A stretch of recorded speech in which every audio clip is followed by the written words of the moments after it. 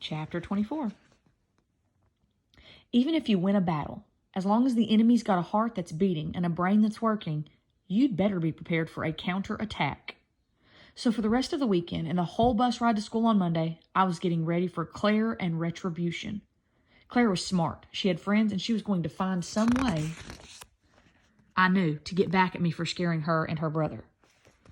Now, I don't need to explain what happens when a popular and persuasive young woman, like Claire, decides she's going to go after a solitary, no friends to speak of, somewhat rude young woman, like myself, at a place like Ernest B. Lawson Elementary School. Depending on how clever and cruel Claire was, and how much pain she thought I deserved, I was looking at a period of misery and mortification that might last a week, or maybe the rest of my life. I tried to think of every possible thing Claire might do, especially the worst, most excruciating ones, and figure out how I could either avoid total pain and humiliation, or at least convince myself that it wasn't really that bad. She might call you a name, I warned myself. Then I imagined her saying things to me like, "Smells like Ida B. brought the country to school with her. Do you feed the pigs, or do you roll around with them too, Ida?" in front of about 20 other kids.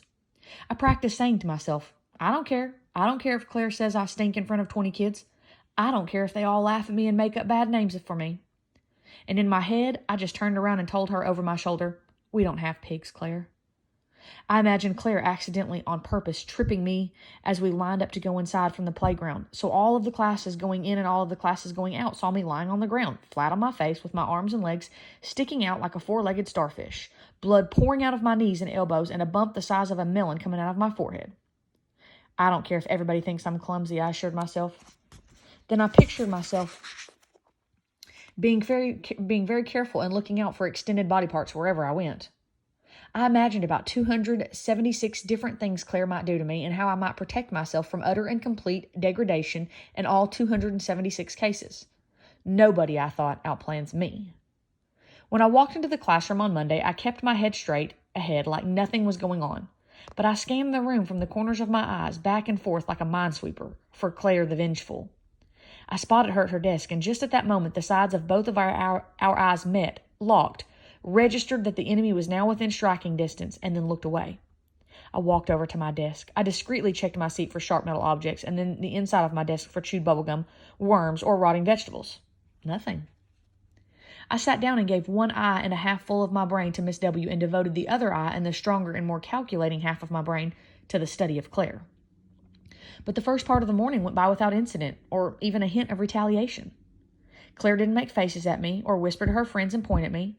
The only thing that was different was she never looked directly at me. Her face was always turned away from me, like I was the scene of a gruesome accident she couldn't bring herself to even glance at.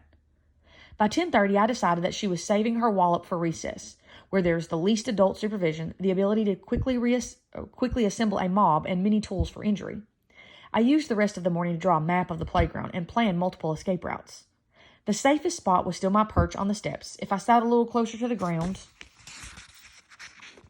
I could go forward, jump off to the other side, or if I had time to get them open, disappear behind the big doors.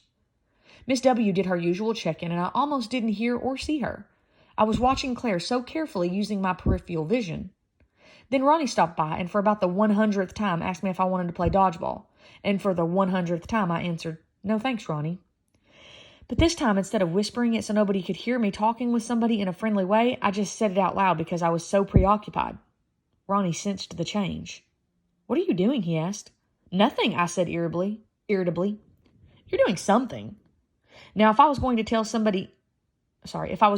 anybody anything, which I wasn't, it would have been Ronnie, I think.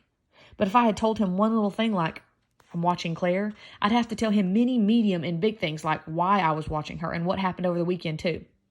And I wasn't ready for Ronnie to get to know that particular side of me. So I just said, "Not now, Ronnie." And he looked at me kind of mad for a second and then walked away. But it was better, I figured, to have Ronnie a little peeved than to have me a whole lot damaged and degraded, just because I'd let my guard down for 3 1/3 seconds.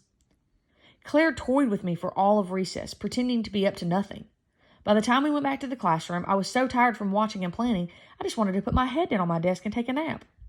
I suppose that a moment of weakness and fatigue on my part was exactly the invitation to injury she had in mind, though.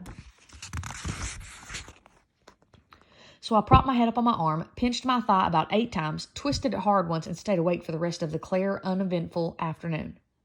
Her genius was beginning to dawn on me. Claire didn't try to get me back on Tuesday, Wednesday, Thursday, or Friday either. I was getting exhausted from watching and waiting and planning, and she wasn't revealing a single sign of a plot for my punishment. If she was passing out papers, she didn't crumple mine or throw it on the floor. She just placed it on my desk while she looked at the coat room. She didn't write notes about me on the lavatory walls, leaving slimy things in my jacket pockets, or have her mother call up my mama and discuss my behavior. I was confounded. Truth is, I wanted Claire to retaliate. I wanted her to prove to me, Mama and Daddy, Miss Washington, and the universe at large that she was completely deserving of a little foul treatment and more. I wanted to be reminded often and obviously that the world needed protecting from people like Claire, and it needed me to protect it. Claire was not cooperating. Who do y'all think is the bully right now? Is it Claire or is it Ida B? More tomorrow.